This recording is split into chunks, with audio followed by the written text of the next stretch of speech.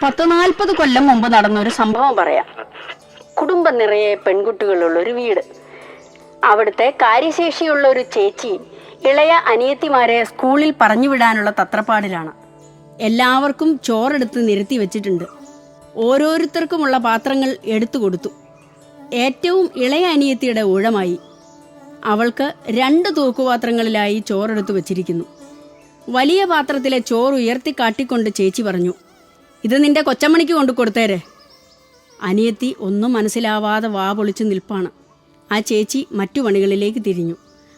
കൊച്ചമ്മണിക്ക് ചോറ് കൊണ്ടുപോയി കൊടുക്കാൻ പറഞ്ഞാൽ കൊടുത്തോളണം, അതൊരു ഉത്തരവാണ്. അനിയത്തി 2 പാത്രത്തിലെ ചോറും തൻ്റെ പുസ്തകക്കെട്ടുമായി പള്ളിക്കൂടത്തിലേക്കും. അനിയത്തി ഓർത്തു നോക്കി. കൊച്ചമ്മണിക്ക് തലേന്ന് തല്ല് കിട്ടിയത് വീട്ടു സദസ്സിൽ പറഞ്ഞിരുന്നു. ക്ലാസ്സിൽ ഒരു വക ശ്രദ്ധിക്കില്ല, ഉച്ച കഴിഞ്ഞാൽ ഉറക്കം തൂങ്ങിക്കൊണ്ടേയിരിക്കും. തലേന്ന് ഉറക്കം തൂങ്ങിയിരുന്ന കൊച്ചമ്മണിയെ ടീച്ചർ എഴുന്നേൽപ്പിച്ചു നിർത്തി. ചോദ്യങ്ങൾ ചോദിച്ചു. ഒന്നിനും ഉത്തരമില്ല. ക്ലാസ്സിൽ ശ്രദ്ധിച്ചാലല്ലേ ഉത്തരം പറയാനാവൂ. ടീച്ചർ അവളുടെ കൈവെള്ളയിൽ 4-5 തല്ലു വെച്ചു കൊടുത്തു. ആ കൊച്ചമ്മണിക്ക് ചേച്ചി എന്തിനാണ് ചോറ് തന്നു വിട്ടതെന്ന് അനിയത്തിക്ക് ആദ്യം മനസ്സിലായില്ല. അതൊരു പതിവായി മാറി. എല്ലാ ദിവസവും ഓരോ പാത്രം ചോറ് കൊച്ചമ്മണിക്ക്. അങ്ങനെ ആഴ്ചകൾ കഴിഞ്ഞപ്പോൾ കൊച്ചമ്മണി ഉഷാറായി.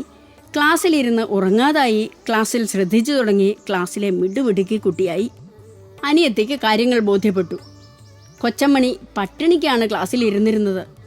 ടീച്ചർക്ക് മനസ്സിലാവാത്ത കാര്യം ടീച്ചർ അല്ലാത്ത ചേച്ചിക്ക് മനസ്സിലായി.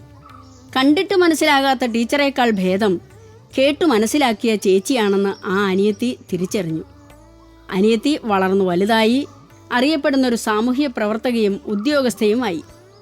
ആ ഉദ്യോഗസ്ഥ തൻ്റെ ജീവിതത്തിൽ പല പല കൊച്ചമ്മണിമാരെ കണ്ടുമുട്ടി. അവരിൽ ആണുങ്ങളും പെണ്ണുങ്ങളും ഉണ്ടായിരുന്നു. ചെറുപ്പക്കാരും കുട്ടികളും വൃദ്ധരും ഉണ്ടായിരുന്നു. ഉടുമുണ്ടില്ലാത്തവർ, ഉണ്ണാനില്ലാത്തവർ, തലചായ്ക്കാൻ ഇടമില്ലാത്തവർ, അങ്ങനെ എത്രയെത്ര കൊച്ചമ്മണിമാർ. അവരുടെ എല്ലാ മുഖങ്ങൾ ഈശ്വരരൂപം പോലെ ആ സാമൂഹ്യ പ്രവർത്തകയുടെ മനസ്സിലും ചിന്തയിലും നിറഞ്ഞു നിന്നു. അവർ തൻ്റെ ശരീരം അലങ്കരിക്കാൻ ആഗ്രഹിച്ചില്ല. തൻ്റെ വീടിന് മോടികൂട്ടാൻ അവരൊരിക്കലും ആഗ്രഹിച്ചില്ല. കിട്ടിയതെല്ലാം തനിക്കായി വാരിക്കൂട്ടിയതുമില്ല. കുഞ്ഞുനാളിലെ കുഞ്ഞു മനസ്സുകളിൽ കോറിയിടുന്നത് നല്ലതായാലും ചീത്തയായാലും മരണം വരെ അത് നിലനിൽക്കും. കുട്ടികളുടെ സ്വഭാവ രൂപീകരണം നടക്കുന്നത് കുടുംബങ്ങളിൽ നിന്നാണ്.